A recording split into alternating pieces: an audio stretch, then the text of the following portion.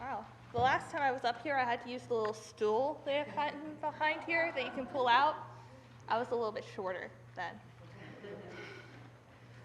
When I was in about second or third grade, my friend and I had a plan. Never a good thing for elementary kids to have. The plan was, we would each marry each other's brothers so my friend and I could stay together forever. Neither of us were interested in the other's brother. They were just conveniently there. And there were several problems with this plan. First of all, neither of our brothers were consulted or had consented or even were aware of this plan.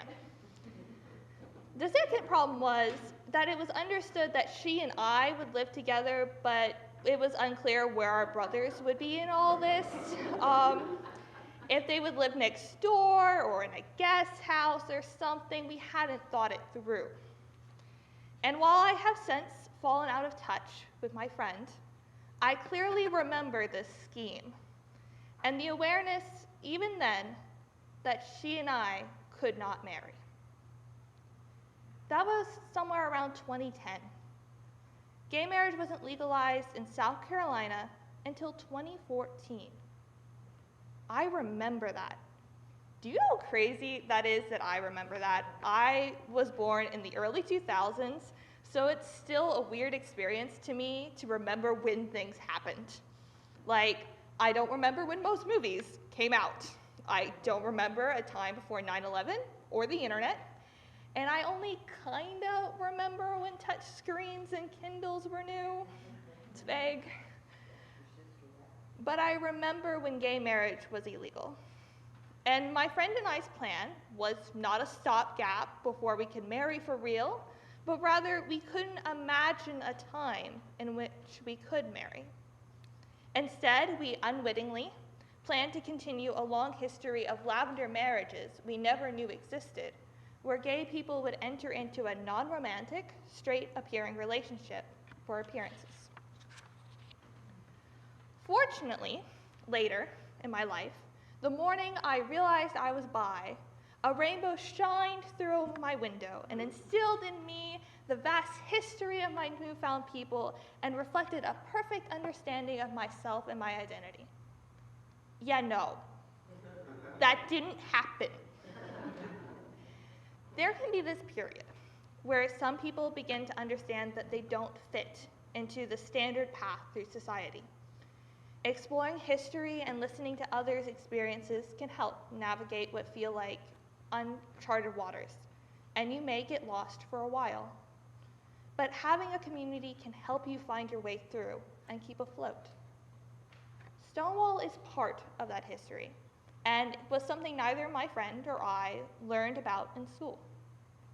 The Stonewall Inn was a bar known for its cheap drinks and a particular set of clients. Kids who would drop $1 for a beer and the time under a roof to drink it. Lovers whose parents didn't want to meet them. Queens sharing a laugh with their friends. And people who just needed to feel like they weren't actually alone in the world for a while. In short, people who needed a home found one at the Stonewall Inn. The Stonewall Inn wasn't alone in this. From coast to coast, watering holes formed communities around them. Harassed by police, many were forced into arrangements with the mafia and other criminal organizations to stay alive.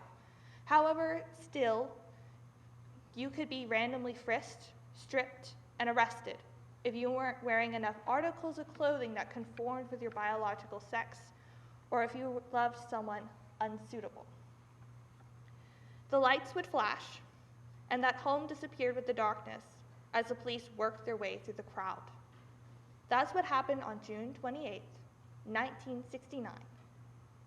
Not for the first time, not for the last, but on that night in Greenwich Village, something snapped.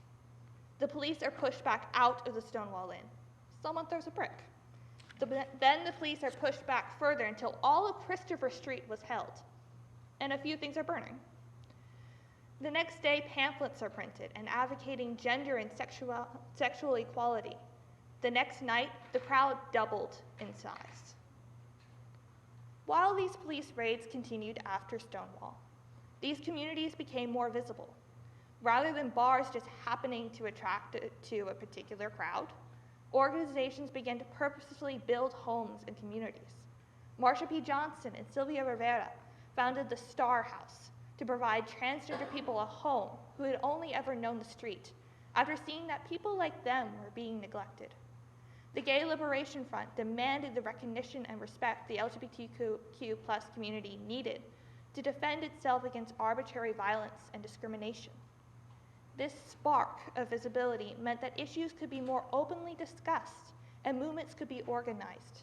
People could speak openly about their lives and not only find solace in discovering a shared experience, but in uniting around those experiences to create more safe spaces, more communities, and support for the future. Then came the funerals and stigma of AIDS. People hid their diagnosis for fear of losing their jobs, their health insurance, and their friends. Even through that, these communities endured. Again, we gathered and spoke even louder with nothing left to lose. The internet opened up the conversation even further, allowing greater visibility on platforms like Tumblr, YouTube, and Twitter. The closet opened up, allowing people to more easily explore and research gender and sexuality and enabling connections and communities. You see, there's a lot of gay people. Our community encompasses a vast array of experiences and identities outside of a cisgender heterosexual norm. Gays, lesbians, transgender, bi, pan, ace, non-binary, queer, and here and later in a reclaimed sense, sapphics, gender fluid, and more. People who have always known their identity, people who have just begun to question, and people who don't quite feel like any label applies to them. Every class, race, and ethnicity is present in our community, in every state, in every country in the world. We don't always get it right. Historically, white middle-class gays and lesbians have received far more attention and representation than other groups within the LGBTQ+ community. And I say this in full awareness that today is Juneteenth, celebrating the end of slavery. The experiences, history, and contribution of queer people of color are too often overlooked and ignored. Harvey Milk, Ellen DeGeneres, and Rock Hudson should all be household names. But what about Marsha P. Johnson, Alicia Garza, Andrea Jenkins, and Ma Rainey? We need more conversations and more representation to show these experiences and show more than one definition of queerness. Like Julian the mermaid from today's story, so many young LGBTQ+ kids look for role models like them, and having that support is essential to their mental health and well-being. This is especially true for kids who may not be accepted or welcomed in their family. There's a reason the found family trope resonates so strongly with the queer community. Feeling represented in the community and society as a whole prevents queer youth from feeling alone in the world. It means being seen. People shouldn't have to choose between being the only queer person or the only person of color in the room. More than that, people shouldn't have to choose what parts of their identity get reflected in the media. They deserve to be whole. Recently, legislation like Florida's Don't Say Gay bills attempt to... Gay? Thank you. Attempt to break these communities and our voices. Not being able to openly discuss gender and sexuality limits our ability to have conversations about discrimination and intersectionality. It also leaves kids like Julian feeling alone and ashamed, feeling like it's their fault they feel different or are having different experiences than the kids around them. It leaves them with no one to talk to, no one to confide in. There is a real danger in that. It also limits our ability to organize. It was the pamphlets and the press coverage that enabled Stonewall to grow beyond that first night. That organization and voice pushed for AIDS awareness and treatment. It pushed for the legalization of gay marriage. It continues to push for the right for transgender women to walk down the street safely, for fair mortgage loans, and to bring awareness to mental health issues in our communities, and so much more. The slogan, "Silence equals death," rose out of the AIDS pandemic, and it still rings true today. We have come so far just in my lifetime, and that's brief, but we cannot take that progress for granted. Support queer spaces and organizations like the Trevor Project and the Human Rights Campaign. We sorely need more research to understand and address systemic discrimination across the LGBTQ+ community.